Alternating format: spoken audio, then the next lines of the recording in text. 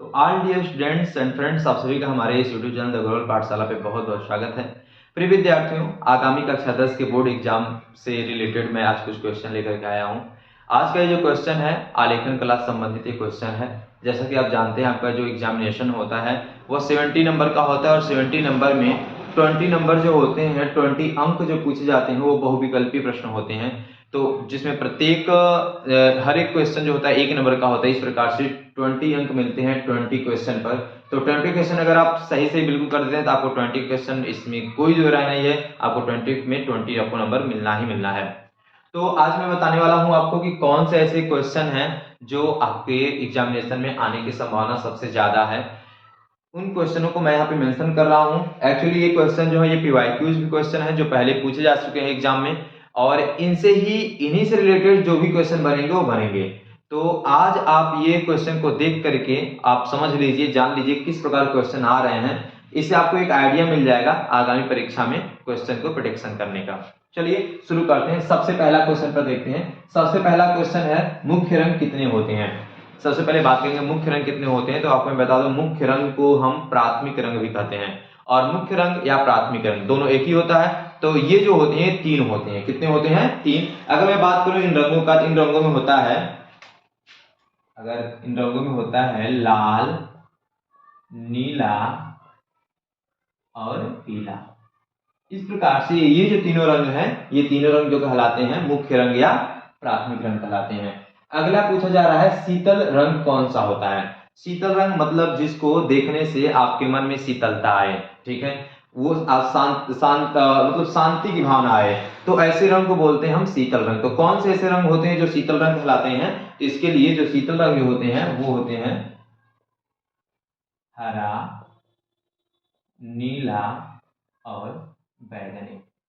इस प्रकार से शीतल रंग के जो होते हैं 3 होते हैं। अगर ऑप्शन में आए, एमसीक्यू आए कि कितने होते हैं, उसमें से ऑप्शन अगर पूछा जाए कि कौन सा ऑप्शन सही है, ऐसे ऑप्शन दे दिया जाए, इनमें से कोई, अगर तीनों में से कोई एक दिया गया है तो वो आपका सही हो जाएगा। चलिए अगले क्वेश्चन बढ़ते हैं। क्वेश्चन नंबर 3 जो है, क्वेश्चन नंबर 3 में कह रहा है कौन से ऐसे रंग हैं जो गर्म रंग कहलाते हैं। शीतल का मतलब समझ रहे हैं, जिससे देखने पे मन को शांति मिलती हो।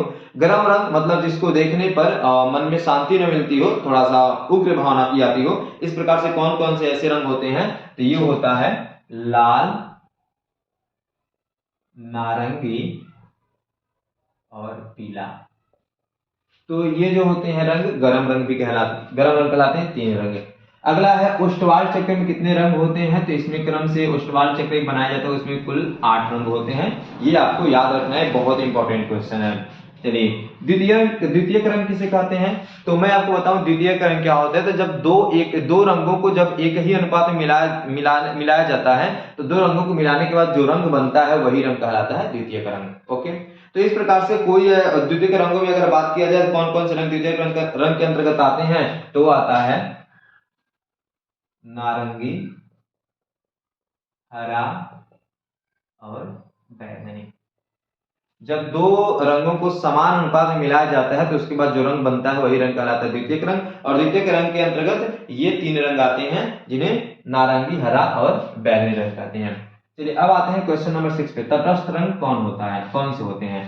तटस्थ रंग, तटस्थ रंग का मतलब ये होगा कि ऐसे रंग जो मतलब हम रंगों के गुणों के आधार पर जब उनको क्रम से रखते हैं तो एक रंग के बगल में जो दूसरा रंग आता है वो उसका तटस्थ रंग कहलाता है। जैसे मान लीजिए कोई आपको ऑप्शन दे दे कि इस रंग का तटस्थ रंग क्या होगा, तो सबसे पहले हम क्या करते हैं, उन रंगों को हम क्रम में लिख लेते हैं। जैसे रंगों क्रम अगर बात किया जाए तो सबसे गुणों के आधार पर तो सबसे पहले आता है बैगनी, उसके बाद आता है श्याम, ओके, इसके बाद आता है नीला, हरा, नारंगी, बैगनी, श्याम, नीला, हरा, नारंगी, पीला और लाल। ये जो होते हैं ये रंगों के गुणों के आधार पर हम इसको ऐसे लिखे रहते हैं। अब इनके बगल में किसी का तटस्थ रंग पूछता है तो उसके बगल में जो रंग आया हुआ है वो इसका तटस्थ रंग होगा। जैसे आपका जो हरे रंग का तटस्थ रंग कौन होगा? हरा रंग का तटस्थ रंग नारंगी भी हो सकता है, हरा रंग का तटस्थ रंग नीला भी हो सकता है। वैसे पीले रंग का तटस्थ रंग कौन होगा? इसका लाल भी हो सकता है, इसी पीले का नारंगी भी हो सकता है। तो इस प्रकार से उम्मीद आपको समझ में आ गया होगा कि तटस्थ रंग क्या होता है। किसी भी रंग के अगल बगल उनके गुणों के आधार पर जब रंगों को लिखा जाता है तो लिखने के बाद अगर किसी रंग का तटस्थ रंग कुछ है तो उस रंग के अगल बगल जो कोई रंग आता है वही उसका तटस्थ रंग है। इस तरह से आप पहचान सकते हैं। प्राथमिक अथवा मुख्य रंग कौन से होते हैं? जैसे मैंने बताया मुख्य रंग और प्राथमिक रंग दोनों एक ही होते हैं और ये तीन होते हैं। इनका नाम मैंने पहले दे दिया था, लाल, नीला और पीला। तो यहाँ पर आप लिख सकते हैं इसके आंसर में 3। कौन सा रंग माध्यम पारदर्शी होता है? कौन सा रंग जो होता है माध्यम पारदर्शी होता है? तो ये होता है तैल रंग। तैल रंग जो होता है ये माध्यम पारदर्शी होता है। सफेद रंग का विरोधी रंग कौन सा होता है? तो सफेद रंग का विरोधी रंग जो होता है वह होता है काला। ये तो ऐसे आपको सिंपल से दिख रहा है। लाल रंग में नीला रंग मिलाने से कौन सा रंग बनता है? तो जब हम लाल रंग में जब नीला रंग मिलाते हैं तो इस प्रकार से हमें जो रंग प्राप्त होता है लाल नीला मिलाने से, तो वो बनता है हमारा बैगनी। ओके, तो 11 नंबर क्वेश्चन की बात करते हैं। तो 11 नंबर में कह रहा है कि पीले रंग में लाल रंग मिलाने पर कौन सा रंग बनता है? तो जब आप आंसर इस तरह करेंगे, जब पीले में जब आप लाल रंग मिलाएंगे, पीले में जब कौन सा रंग? लाल रंग, तो इस प्रकार से आपको बनता है नारंगी रंग। ठीक है, पीले में लाल रंग मिलाने से नारंगी रंग बनता है। अगला देखिए, द्वितीयक रंग कितने होते हैं? तो मैंने ऊपर ही बताया द्वितीयक रंग के बारे में मैंने बात किया है। यहाँ पर द्वितीयक रंग वे होते हैं जब दो समान अनुपातों में किसी रंगों को मिलाया जाता है। तो दो रंग को मिलाया जाता है तो बनने वाला जो रंग होता है वही द्वितीयक होता है। तो द्वितीयक रंग भी 3 ही होते हैं। कितने होते हैं? 3 होते हैं। और जिसे मैंने यहाँ पर मेंशन कर रखा है द्वितीयक रंग किससे कहते हैं, इसको नारंगी, हरा, बैगनी। ओके, अगला बात देखिए, पीले रंग का विरोधी रंग कौन सा होता है? अब बात आ गई पीले रंग का। जैसे अगर सफेद रंग का जो विरोधी रंग होता है वो काला होता है, तो पीले रंग का विरोधी रंग क्या होता है? तो पीले रंग का विरोधी रंग जो होता है वो होता है बैगनी। पीले रंग का विरोधी रंग होता है बैगनी। इसके बाद बात करते हैं 14वां क्वेश्चन में, इंद्रधनुष में कितने रंग होते हैं? इंद्रधनुष में 7 रंग होते हैं। आप जानते हैं जिसको होते हैं, इसके लिए 60 एक याद रख लीजिएगा, एक शॉर्टकट, बैनी, आह, पिनाला। बैनी, आह, पिनाला। अब देखिए सबका मतलब समझ लीजिए एक का।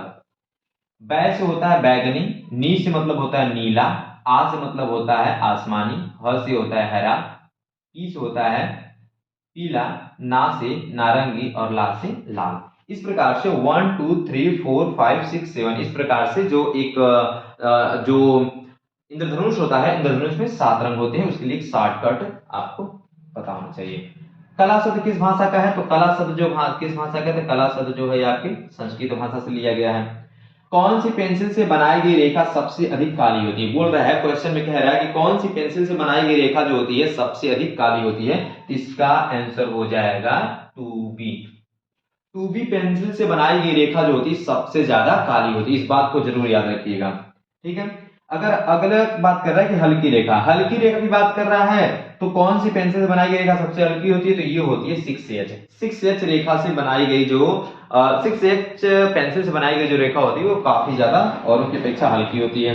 अगला कह रहा है फूल और कली के बाहरी रेखाओं को बनाने के लिए किस नंबर के ब्रश का उपयोग करना चाहिए? फूल और कली की बाहरी रेखाओं को बनाने के लिए, मान लीजिए आपने कोई फूल बनाया है, जैसे मान लीजिए आपने कोई फूल बनाया है।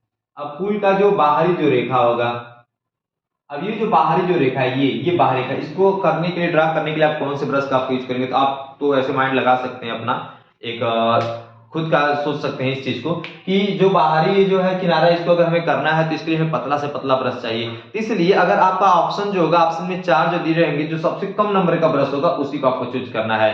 ठीक है, तो वो आपके ऊपर डिपेंड करेगा। आप जब एग्जाम में आएगा, अगर ऐसे क्वेश्चन से रिलेटेड आ गया कि किस नंबर का ब्रश करना चाहिए बाहरी रेखाओं को खींचने के लिए, फूल और कलियों आदि को, पत्तियों आदि के, तो आपको सबसे कम नंबर के ब्रश को चूज करना उनमें से। ठीक, अगला देखिए, कह रहा है बनावट की दृष्टि से आलेखन कितने प्रकार के होते हैं? तो बनावट की दृष्टि से आलेखन जो होते हैं वो 3 होते हैं। कितने होते हैं? 3 होते हैं। अब कौन कौन से होते हैं? अब इसको देखिए, एक तो होता है प्राकृतिक आलेखन, ठीक, एक होता है ज्यामिति, ठीक, और एक जो होता है ज्यामिति के बाद जो एक होता है वह जो होता है पहला होता है प्राकृतिक, दूसरा होता है ज्यामिति और तीसरा जो होता है ये होता है अलंकारिक होता है। इस प्रकार से बनावट की दृष्टि से आलेखन जो होते हैं 3 प्रकार के होते हैं, प्राकृतिक, ज्यामिति और अलंकारिक। अगला कह रहा है छत के केंद्र को अलंकृत करने के लिए कौन सा आलेखन का उपयोग होता है? तो छत का जो केंद्र होता है, तो इसके लिए हम केंद्र में बनाएंगे तो इसके लिए हम यूज करते हैं केंद्रीय आलेखन का। केंद्रीय आलेखन का यूज करते हैं। ठीक है, तो डियर स्टूडेंट्स, आपने देखा कि 20 क्वेश्चन थे, जो एक्चुअली ये सारे क्वेश्चन इससे संबंधित क्वेश्चन पहले पूछे जा चुके हैं पहले के एग्जाम्स में, इसीलिए आपको इन सारे क्वेश्चन के प्रकृति को समझ लेना चाहिए, ताकि आप जब इन चीजों को समझते हुए रहेंगे तो आपको एक आइडिया मिल जाएगा जरूर, तो एग्जामिनेशन आपके लिए आसान बन जाएगा काफी, और आपको 20 में 20 नंबर आराम से मिल जाएंगे। कितना आसान सा क्वेश्चन है, आप इसे जरूर ध्यान दीजिएगा, जरूर लर्न रखिएगा इन चीजों को। मैंने एक क्वेश्चन से कई सारे उसके मतलब बनने वाले क्वेश्चन समझाने की कोशिश किया है। जैसे कि मैंने यहाँ पर अगर बात किया कि मुख्य रंग कितने होते हैं, तो मुख्य रंग मैंने 3 तो बताया कि 3 होते हैं, लेकिन 3 वहां पर ऑप्शन में भी आ सकता है, 2, 3, 4, 5। तो 3 बताने के साथ साथ मैंने उसको भी बता दिया, लाल, नीला और पीला ये तीनों प्राथमिक रंग के अंतर्गत आते हैं। ऐसे मैंने सारे क्वेश्चन से लगभग दो या दो से अधिक क्वेश्चन को मतलब करने के लिए मैंने आपको बताया हर एक क्वेश्चन के माध्यम से। जिस प्रकार से सारे क्वेश्चन को जो है आपको अच्छे समझ लेना है, लर्न कर लेना है, और फिर आपके उम्मीद करते हैं कि आपका जो भी क्वेश्चन आएगा आपके एग्जामिनेशन में आप उसको अटेम्प्ट कर पाने में काफी सफल होंगे। Thank you. मिलेंगे फिर से हम नेक्स्ट किसी क्वेश्चन पेपर को लेकर के, पीवाईक्यू को लेकर के, या आने वाले मॉडल क्वेश्चन को लेकर के। अगर आपने मेरे चैनल को सब्सक्राइब नहीं किया है तो प्लीज सब्सक्राइब कर लीजिएगा, लाइक कर लीजिएगा और शेयर कर दीजिएगा। आपको एक ऐसा लगा वीडियो जरूर कमेंट करके बताइएगा। Thank you.